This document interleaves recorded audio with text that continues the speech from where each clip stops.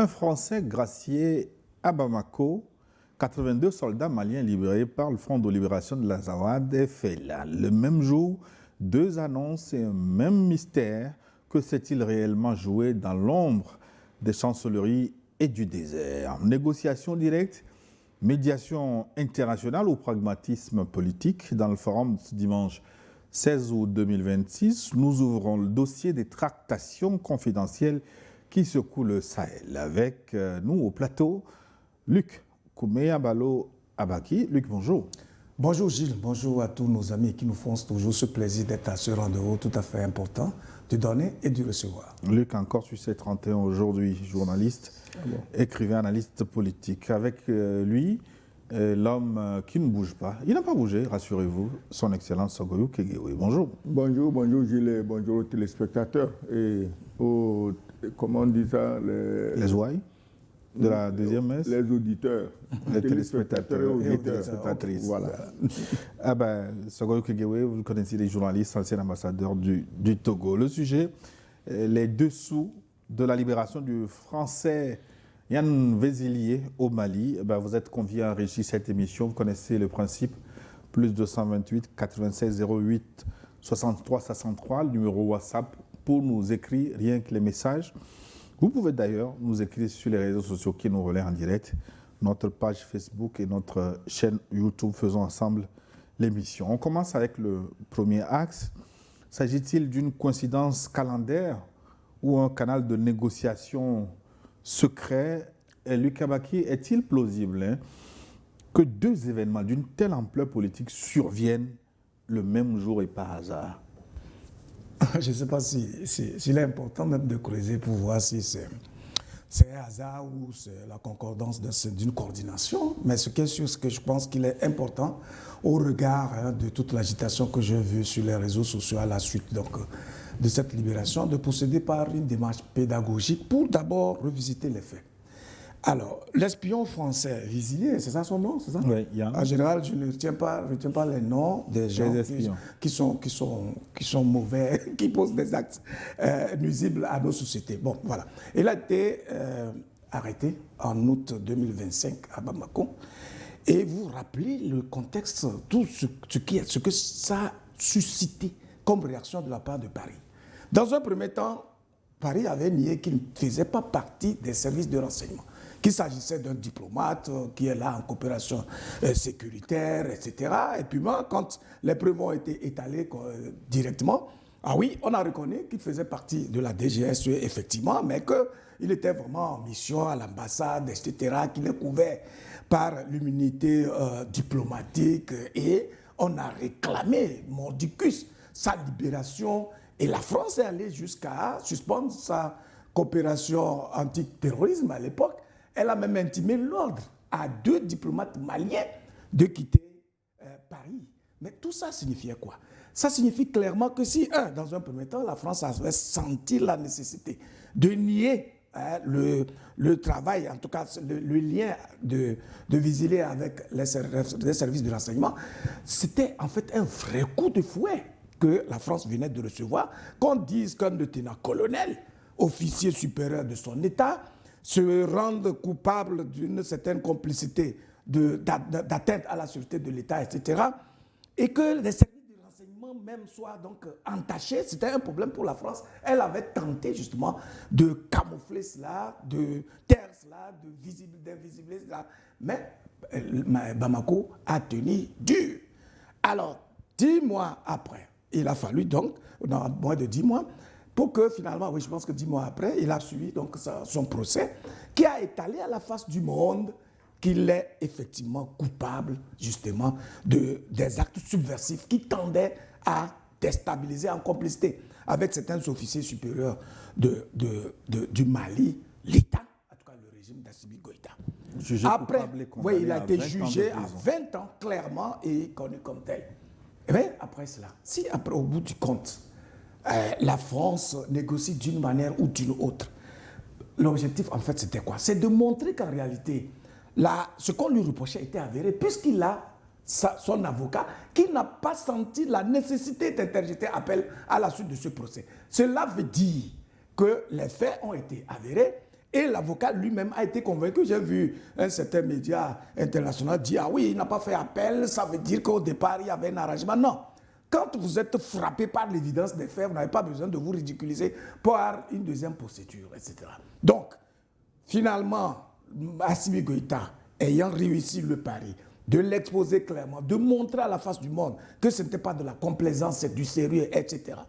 Et donc, si au bout du compte, il devient un boulet, ou du moins c'est quelque chose, un individu qui nous encombre, etc., et qu'il y a des possibilités d'avoir certaines garanties, qu'il ne le referait plus, etc., il vaut mieux le chasser.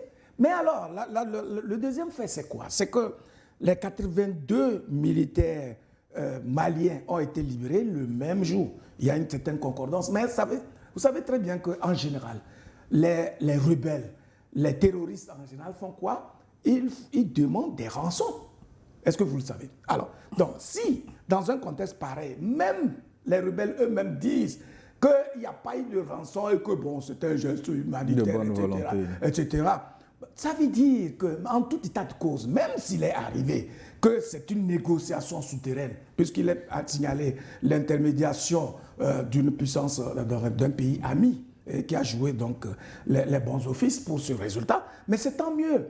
La vie du Français, d'un seul Français, contre celle de 82 soldats. Si vraiment c'est un travail minutieux qui a été fait à la base, on ne peut que s'en féliciter et même dire chapeau au président Assimi Goïta, d'autant plus que dans tout l'espace francophone, en tout cas, de ma mémoire de journaliste qui fait déjà au moins 25 ans d'exercice de ce métier, je n'ai jamais appris qu'un pays francophone a reçu le pari de mettre la main sur un espion français d'une telle trempe, de le tenir pendant un an entier, et sans qu'il y ait eu des représailles extraordinaires de la France et l'obliger à le faire sortir. Donc, il a atteint l'objectif qui consistait donc à étaler la vérité à la face du monde et personne ne le lit aujourd'hui. La preuve, c'est que la France dit simplement qu'elle est très satisfaite de ce dénouement sans pour autant aller davantage en profondeur sur les faits. Ça veut dire que l'objectif est atteint tout simplement. Excellence Ogoyou Kegewe, pour vous, ces deux événements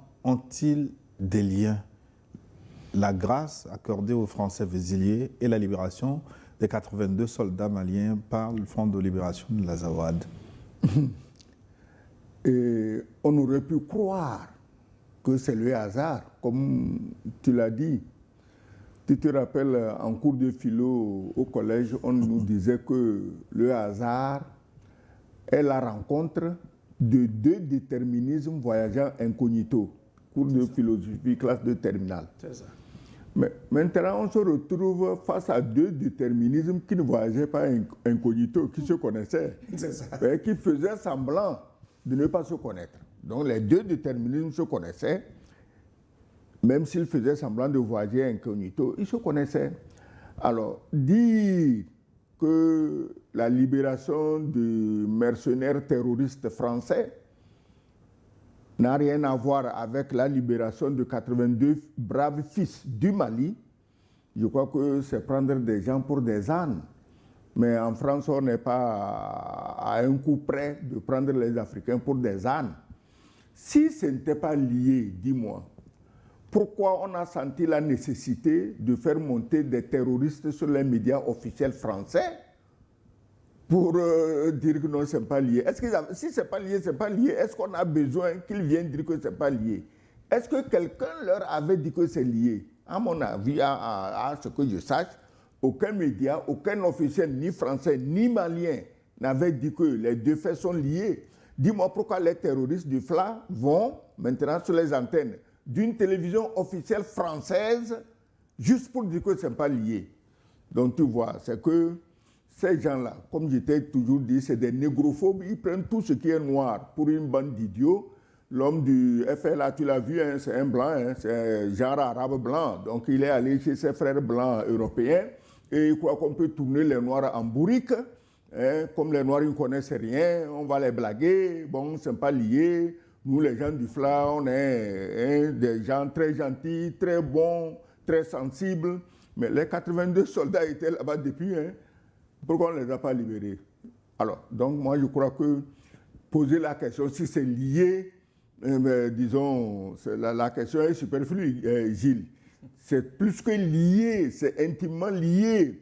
Maintenant, la grosse honte de la France et surtout de son président qui s'agite à tout va, qui se prend pour Napoléon, qui se prend pour Hitler, qui veut toutes les guerres du monde, il veut défoncer les Russes, il veut sauver l'Ukraine, il veut sauver les États-Unis en Iran. Mais c'est à lui la honte parce que finalement, il a négocié avec des putschistes, ce qu'il appelle les putschistes.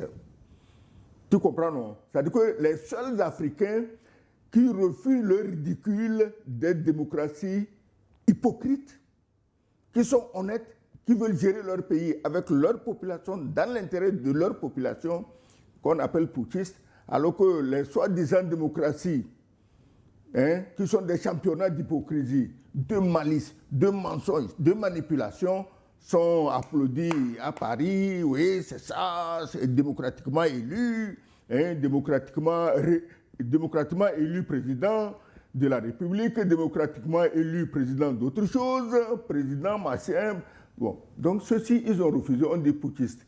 Et on les regardait de haut.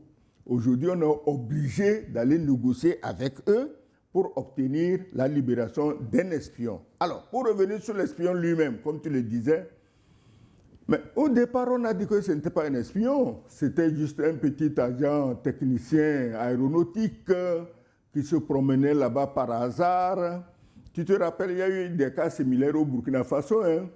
Il faudrait que la France sache que le temps des Bob Denard et des Foccart est passé. Oui, mais Excellence, pour revenir sur le rapport évident que vous avez vu, mais ce rapport est quand même bizarre parce que si on devait libérer un Français contre des otages, ces otages auraient dû être détenus par les Français. Mais comment se fait-il qu'on libère un Français et c'est le Front de libération de l'Azawad? Le Front de libération de l'Azawad des otages en contrepartie. Oui, c'est la libération de l'Azawad. Nous l'avons dit et redit ici 1000 fois, Gilles. Je sais que tu me grattes exprès la langue pour me faire parler. Les Front de libération de l'Azawad, c'est l'armée française détachée pour appliquer le terrorisme dans le Sahel, c'est tout. Quel front de quelle libération de quel Azawad? Donc pour vous, cette libération confirme le lien entre... Attends, qui a donné Kidal au FLA, au Touareg? Ce n'est pas la France? Tu veux dire qu'ils ne se connaissent pas? Mais ces gens-là, c'est plus que se connaître. Alors, l'autre qui pérorait sur TV5 en France, il est allé comment en France? Il a quand même eu un visa. Comme qui? Il a eu visa comme chef de l'armée terroriste de la France au Sahel. Voilà à quel titre on lui a donné le visa pour aller noyer leur désir de secret, mais il est allé plutôt dévoiler le secret. Il n'avait pas besoin de ça. Mais bon, comme ils se prennent chacun pour un grand communicant, on l'envoie avec un turbané en train d'embobiner les gens. Il peut embobiner les Français parce que, tu sais, les Français, le peuple est sous-informé. Mais ce n'est pas le cas en Afrique aujourd'hui. Aujourd'hui, même le dernier des villageois au Mali, au Burkina, au Niger est mieux informé même que des intellectuels français. Donc, il peut embobiner les Français. Ce Touareg-là peut embobiner les Français, mais pas les Africains que nous sommes. On sait ce qui se passe. Sa question m'a fait rire parce que je sais qui connaît la réponse avant de la poser exprès. Rappelons un certain nombre de choses. Depuis 2022, on a toujours soutenu le fait que la France soit d'intelligence avec les groupes terroristes, rebelles, etc. Et que tout le désordre qui s'opère justement dans le Sahel est manigancé exprès par la France. La France a bien fait de nier à chaque fois. Sauf que les faits la rattrapent à chaque fois. Voyez-vous, elle a obligé le régime malien à compiler un certain nombre d'éléments évidents qui lui a permis de constituer une plainte en bonne et due forme auprès du Conseil de sécurité des Nations Unies. Mais c'était la belle occasion pour la France d'aller défier les dirigeants maliens et de montrer à tout le monde entier que c'est des imposteurs. Mais c'est la France qui a fait la main basse sur justement cette plainte-là, qui n'a jamais prospéré. Et puis, au moment où on les chassait justement du Mali, ils avaient dit, ah non, qu'ils sont là pour assurer la sécurité, aider les peuples. On dit, bon, écoutez, vous avez fait du mieux que vous pouviez. Peut-être que vous l'avez fait de bonne foi, mais les résultats ne nous satisfont pas, nous vous remercions vraiment pour vos bons offices, vos œuvres, etc. Partez. Voyez toute la difficulté que la France a eue pour quitter le Sahel. Elle a pris ça tellement à mal qu'on se demande, mais en réalité, qu'est-ce qu'elle cache véritablement? À l'époque, les terroristes n'avaient pas de drones, n'avaient pas les véhicules blindés, etc., etc. Dans la suite, aujourd'hui, tout ce que les rebelles ou les terroristes utilisent contre les pays du Sahel, mais c'est des armements extraordinaires. Tout le monde, même les Français, les journalistes français nous ont dit que, mais écoutez, c'est depuis l'Ukraine que la France est de connivence avec les services de sécurité, etc., pour faire déferler les armes dans le Sahel et tout ça. Et ça a créé même la colère, l'irée de Macron à chaque fois.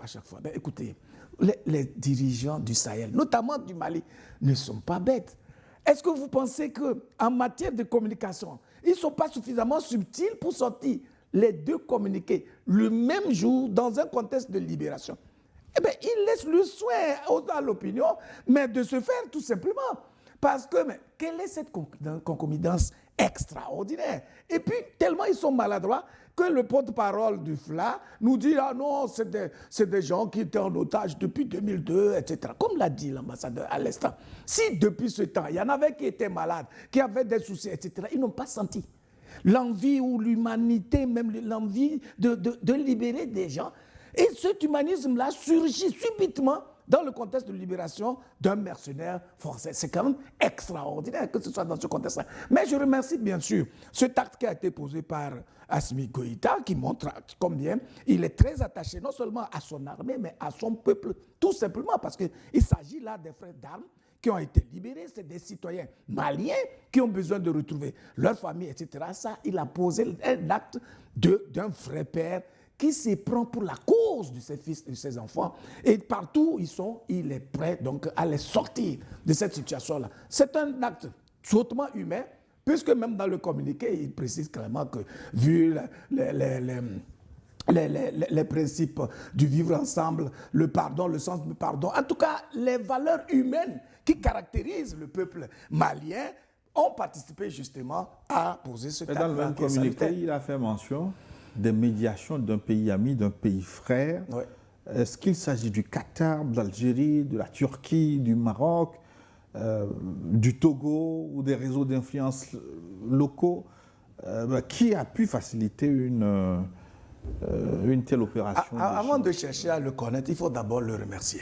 Parce que vous voyez, quand on rentre bien dans le contexte de l'Africain, on adopte ce principe que lorsque la maison d'autrui brûle, il faut l'aider à l'éteindre parce que le feu risque de se métastaser vers votre maison. Le principe d'intervenir dans un tel contexte pour assurer la médiation et permettre la libération de 80 citoyens maliens est tout à fait salutaire. Et si le Mali a dans son communiqué inséré cela, c'est vrai, on ne peut que supputer. En imaginant les choses, on peut se dire sûrement que ce doit être un pays comme le Maroc qui est très habitué dans ces genres d'offices assez souterraines et discrètes, voyez-vous. Donc, moi, je pense que la France. Ça doit être probablement le Maroc, qui a quand même de bonnes relations aujourd'hui avec la France et qui sait se positionner, être dans une position assez transversale et qui convainc un certain nombre de choses. Et je sais que le Mali et le Maroc entretiennent de très bonnes relations. Je vois à peu près le contexte diplomatique qui s'opère là-bas. En tout cas, moi, j'ai beaucoup de soupçons sur le Maroc, qui n'a de problème avec personne, à part les belliqueux qui l'entourent et qui le provoquent d'une manière ou d'une autre. Donc, je pense qu'il faut d'abord le remercier tout simplement. Son identité nous importe très peu. Même s'il est dans l'homme, on le remercie d'avoir eu cette lucidité, d'agir pour qu'il y ait une certaine forme d'apaisement et puis que les valeurs humaines soient exhumées à travers ce acte-là. Ouais. Excellence, il pourrait s'agir du Togo aussi, hein. Parce que le général Assimi Goïta écoute beaucoup son homologue togolais dans l'affaire des 48 ou 49 déjà, non? 49. Les militaires ivoiriens qui ont été libérés, le Togo a joué un grand rôle. Cette fois-ci, est-ce que Lomé est intervenu dans ce dossier? Oui, comme l'a dit Luc tantôt, qu'on le connaît sous nom, qu'on le remercie, celui qui a fait cette intervention. Ça pouvait être le Togo, mais à partir du moment où l'État du Mali a jugé nécessaire de taire le nom du bienfaiteur, c'est qu'ils ont des raisons sérieuses. Le Togo, ça aurait pu être le Togo, pourquoi pas. Le Togo a déjà donné un coup de main dans la libération de 49 terroristes ivoiriens envoyés, comme tu le sais, pour agresser. Il a joué un rôle dans beaucoup de choses. Malgré ça, chaque fois qu'il finit de leur donner un coup de main, ils en font leur ennemi parce que on ne chante pas les louanges de la France-Afrique. Mais si c'est le Togo, tant mieux. Mais moi, je pense plutôt qu'au lieu du Togo ou du Maroc, ce soit un des pays qui finance les terroristes. Parce que déjà, ils agissent en cercle. Bon, comme c'est toi qui leur donnes l'argent, appelle-les, dis-leur de libérer des otages, des prisonniers de guerre, pour que moi, j'obtienne la libération de mon mercenaire de la part du Mali. Ça doit certainement être un de ceux qui financent le terrorisme et c'est peut-être une des raisons pour laquelle on n'a pas jugé bon de dire son nom. Sinon, quand le Togo libère, intervient, on le dit. Si c'est le Maroc, comme tu l'as dit, le Maroc n'a pas d'ennemis, il ne se de noise à personne. Donc, on aurait dû le remercier ouvertement pour montrer combien il peut être un facteur de la paix au milieu des pays arabophobes, négrophobes, qui veulent en finir avec les Noirs subsahariens. Donc le Maroc est une exception et on aurait pu le citer. Mais peu importe, quel que soit le pays, à partir du moment où quelqu'un a bien fait, qu'on a donné la liberté à un terroriste mercenaire français, qui se prend pour Bob Denard, le gars, il croyait qu'il va venir faire coup d'État, il rentre, c'est ce que je disais, que la France doit savoir que le temps des Focaré, des Bob Denard, c'est fini. On ne peut pas envoyer n'importe quel kidam venir renverser un régime, tuer des gens et rentrer comme un héros à Paris, bomber le torse. Non. Donc, il faut remercier l'intervenant. Et 82 soldats, tu sais, nous sommes en Afrique, 82 soldats, ça veut dire au moins 82 épouses. Hein, et sinon le double ou le triple. J'ai dit au moins, voilà. Je parle français. Alors au moins. J'ai ajouté en français aussi. Je n'ai pas contredit ce que vous avez dit. Au moins 82 épouses et les enfants 2 ou 3 ou 4 fois 82.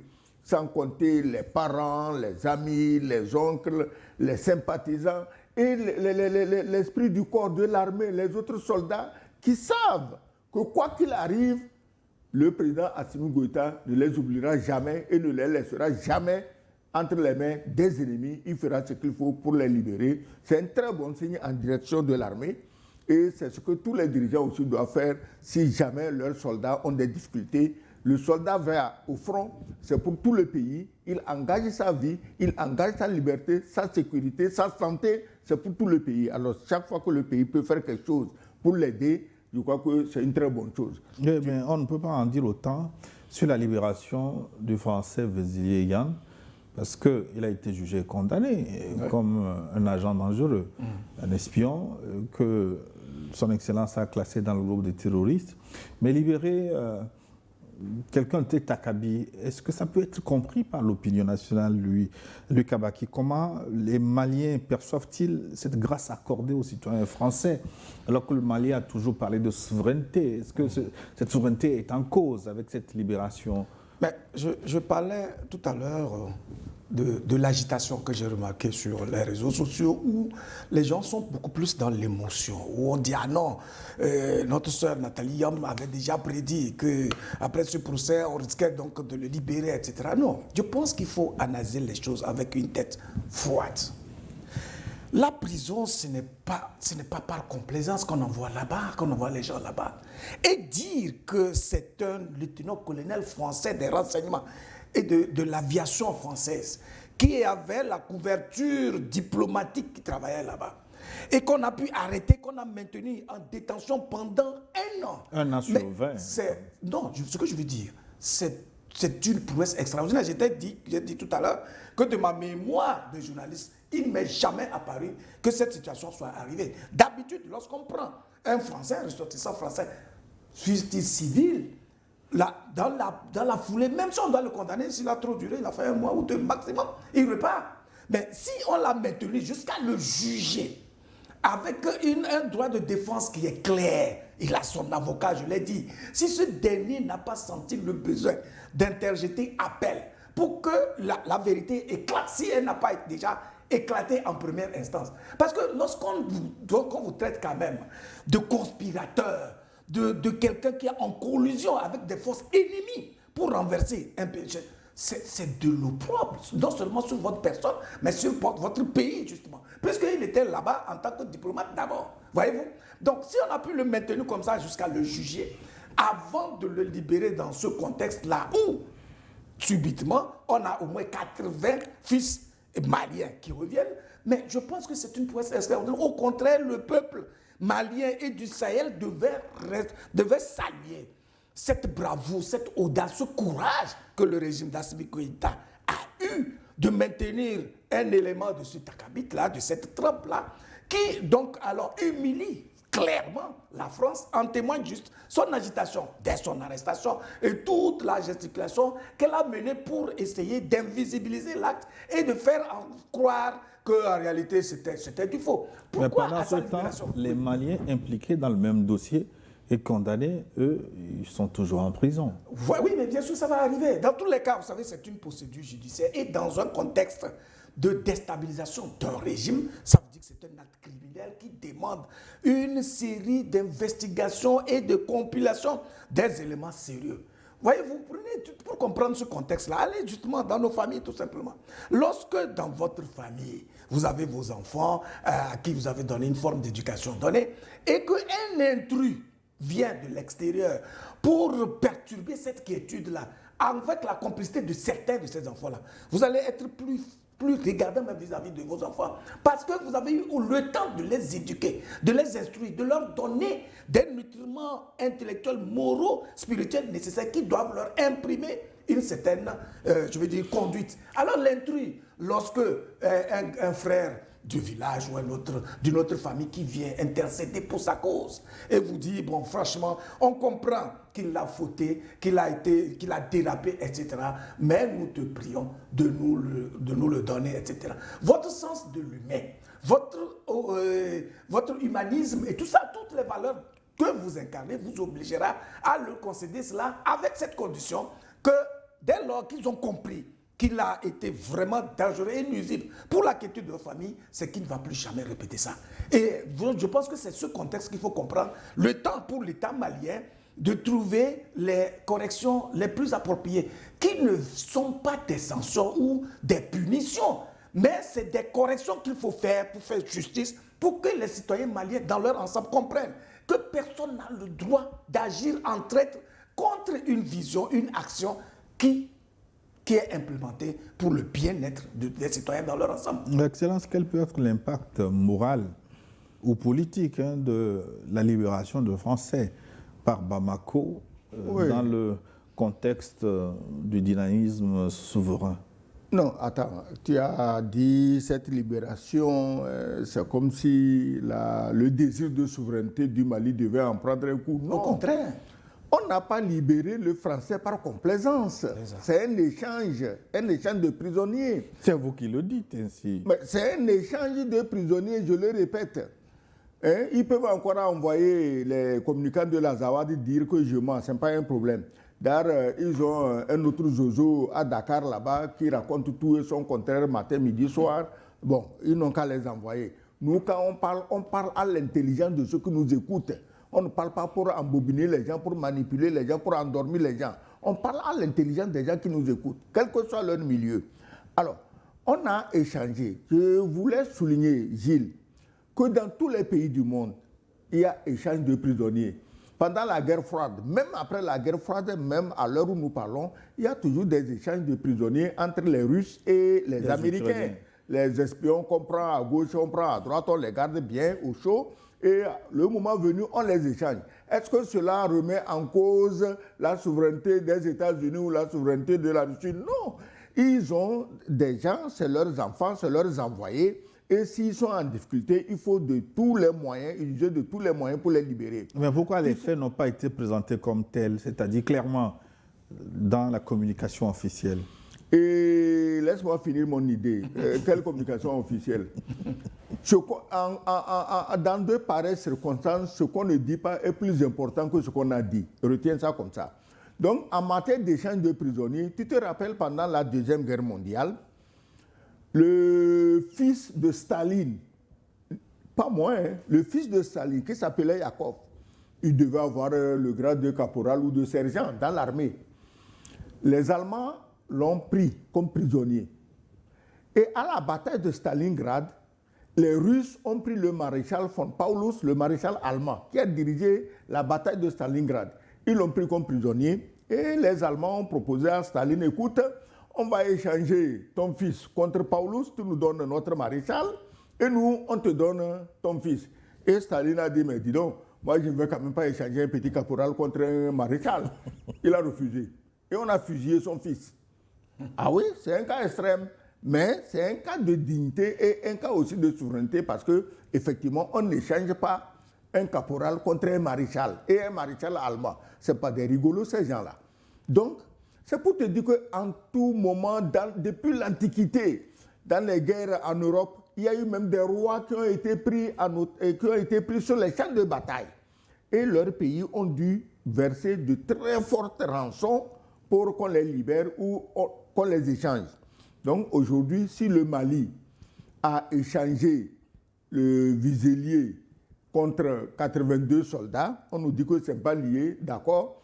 Nous respectons la vie du Mali, État souverain. On nous dit que ce n'est pas lié, d'accord. Nous respectons la vie de la France, État souverain. Mais je leur demande d'où viennent les gens de la Zawad sur les médias pour démentir ça. Qui les a chargés? Est-ce que c'est le Mali qui les a chargés d'aller démentir ou bien c'est la France qui les a chargés d'aller démentir? Donc tu vois qu'on ne peut pas embobiner tout le monde à tout moment. Il y a des communications qui sont 2 fois plus toxiques que la non-communication. Non, mais ce qu'il dit en matière de... Comme lui, c'est un communicateur, je comprends. Je suppose qu'il connaît toutes les subtilités d'une communication. Ce qu'on dit n'est pas aussi puissant que ce qui n'est pas dit. Ça, c'est d'abord ça. Et puis ensuite, on est dans un contexte politique et politico-diplomatique. Il faut bien savoir marcher sur les œufs. Mais, au-delà de ça, l'acte lui-même d'arrestation, de condamnation d'un agent de service de renseignement français n'est pas suffisamment humiliant pour la France. Pourquoi vous voulez encore que dans une communication, à la suite d'une médiation, donc quand on parle de médiation, ça veut dire qu'on recherche un certain apaisement, une forme d'accalmie, une embellie. Donc dans une telle communication, vous voulez encore qu'on expose des gens pour les ridiculiser davantage. Ils sont déjà ridicules. Ça, c'est un. Deuxième chose, il faut quand même faire confiance à l'opinion. Lorsque vous écoutez un discours, vous devez avoir la subtilité nécessaire pour détecter les non-dits. Donc, je pense que c'est le meilleur communiqué que le Mali devait sortir tout simplement pour couper court, pour s'appesantir sur les valeurs humaines qu'incarne le peuple malien et leurs dirigeants. Ce qui devait être fait a été fait, à savoir qu'il fallait justement assurer à cet espion français un procès équitable avec un droit de défense et qu'on révèle les faits comme ils ont été. Et si l'avocat, je l'ai toujours dit, n'a pas fait des... Puisqu'il y a toute une procédure. On peut faire appel, on peut même faire un pourvoi si on perdait encore au niveau, justement, de la cour d'appel. Ça n'a pas été fait, ça veut dire que l'évidence est établie. C'est largement suffisant. Mais quelle est la position officielle de la France par rapport à cette situation? Justement, vous l'avez entendu parler, à part se féliciter ou affirmer sa très grande satisfaction à la suite de cette libération. Je pense que ça suffit largement, parce qu'elle a compris que ouvrir encore un front de polémique autour de ce sujet amènerait éventuellement le Mali à étaler les faits à la place publique. Donc, je pense que c'est suffisant et ça nous a permis de toute façon de consolider notre opinion sur le lien étroit qui existe donc entre l'État français et les groupes terroristes rebelles qui sont très actifs dans le Sahel, tout simplement. Comment vous interprétez la réaction, la non-réaction exhaustive des autorités françaises dans cette affaire? Non, tu sais, en général, dans le cadre d'échanges d'espions, on ne fait même pas de discours. Ici, c'est que ça s'est passé entre 2 pays entre lesquels il y a des frottements sérieux. Sinon, échange d'espions, comme je te dis, il y en a toujours entre les Russes et les Américains. On n'en fait pas les gros titres dans les journaux. Non, ça passe sous les radars. Donc, le peu qu'on a dit est largement suffisant parce que ça éclaire sur ce qu'on n'a pas dit. Et comme les gens de Lazare eux-mêmes sont allés nous ouvrir les yeux sur ce qu'on a caché, bon, d'accord, nous on les remercie. Donc sinon, on ne fait pas des discours en de pareilles circonstances, non? Oui, mais justement, sur l'intervention du porte-parole de Lazare, est-ce que vous avez été convaincu quand il dit qu'ils ont libéré d'eux-mêmes ces 82 militaires français et que c'est un geste purement humanitaire, sans intervention, et qu'ils l'ont fait pour leur bonne foi, pour prouver leur bonne foi? Est-ce que... Par rapport à quoi? Écoutez, l'Azawad joue le rôle qu'on lui a dit de jouer. Ces gens-là, écoutez, il faut qu'on fasse très attention parce que les Touaregs du Mali sont maliens et ils vivent au Mali comme tous les autres citoyens. C'est des groupuscules que la France a corrompus depuis le temps de Kadhafi en Libye pour les lancer à l'assaut du Sahel, pour leur permettre de contrôler le Sahel et les richesses du Sahel. Donc, comme c'est la France qui, depuis la Libye, leur donne armes, argent et tout le soutien diplomatique et médiatique, la preuve a été établie. TV5, est-ce que toi tu peux aller parler sur TV5? Tu crois que moi on peut me recevoir là-bas? Ah non? Pourquoi pas? Non, on reçoit ceux qui sont compatibles. Il faut que tu aies d'abord le visa. Voilà. Peut-être ceux qui en font là, actuellement. On donne. Bon, Excellence n'a pas demandé ceux qui sont un visa. Non, on n'en est pas là. Pourquoi on me le refuserait? On n'en est pas là. On donne à ceux qui sont compatibles aux intérêts français. Donc, ce groupuscule de Touaregs qui ont été corrompus par la France depuis la Libye et qui continuent de causer des troubles dans le Sahel, il ne faut pas les confondre aux Touaregs. Les Touaregs sont au Mali, ils sont au Niger, ils sont partout. Les Touaregs sont partout et ils n'ont jamais causé de problème à personne.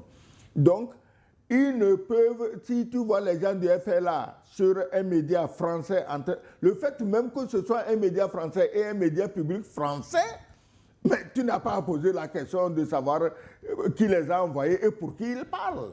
Peut-être qu'ils ont demandé à prendre la parole. Avant la question, je suis convaincu en tant que communicateur que la France elle-même aurait mal pris même le communiqué annonçant la libération de ces espions et surtout le communiqué de l'état-major indiquant la libération, même si un rapport n'a pas été établi. Parce qu'ils auraient souhaité que ça soit fait de incognito. Oui, c'est ce que j'ai dit. Mais le régime malien, dans sa logique de transparence avec son peuple, a senti le besoin de situer l'opinion, que ce ne soit pas simplement des supputations. Non, nous avons posé un acte responsable, souverain. On a condamné quelqu'un, on a montré à la place publique qu'il est effectivement responsable et il assume comme tel. Mais après ce acte-là, parce que nous avons été approchés par un pays que nous respectons, que nous aimons en tant que pays frère, qui ne cause aucun tort et qui respecte notre souveraineté, qui a intercédé pour sa cause, quel que soit ce que nous lui reprochons, nous sommes dans les bonnes dispositions pour le libérer. À plus forte raison, cela coïncide justement avec la libération de 49 sous. Moi, j'aurais été choqué si j'apprenais que le Mali a pris une rançon pour laisser les Iliés.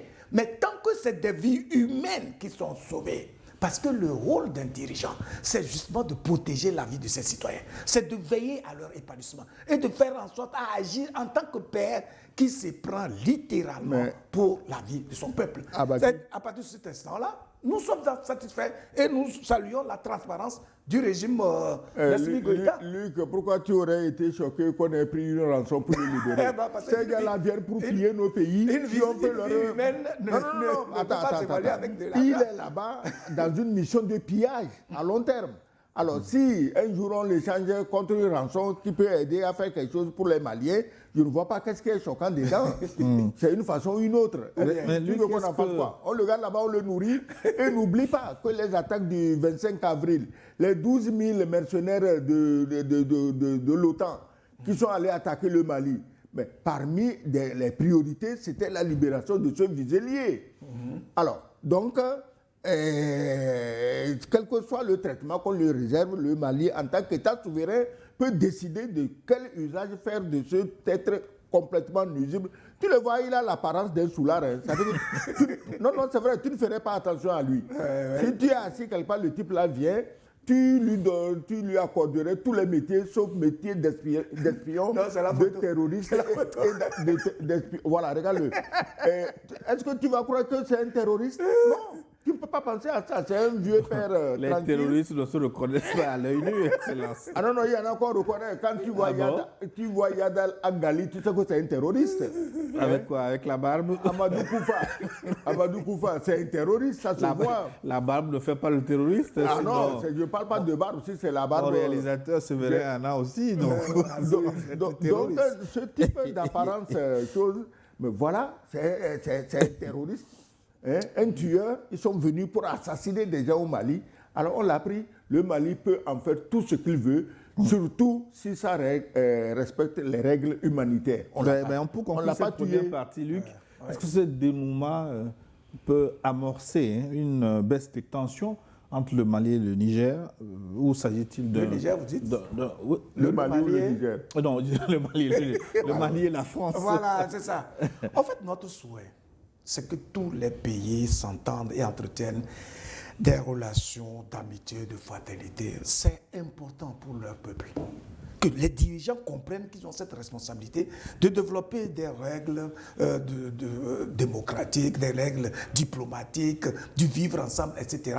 pour que la circulation des citoyens du monde puisse être une circulation apaisée. Maintenant, ce n'est pas parce qu'il y a eu spécifiquement ce cas précis de libération de Vizilier qu'on peut conclure tout de suite qu'il y a un contexte d'apaisement entre la France et le Mali. Dès lors qu'il y a encore des goulots d'étranglement, dès lors que le rôle pernicieux, nuisible, toujours mené par la France et documenté par les dirigeants maliens, n'a pas encore trouvé une solution. On va s'arrêter là. Dès lors qu'il n'y a pas eu un acte de contrition. Sur le sujet, okay, d'accord. Dans la seconde partie de cette émission, parce que là nous sommes obligés de marquer une pause pour une nouvelle édition du journal sur votre chaîne. À tout de suite.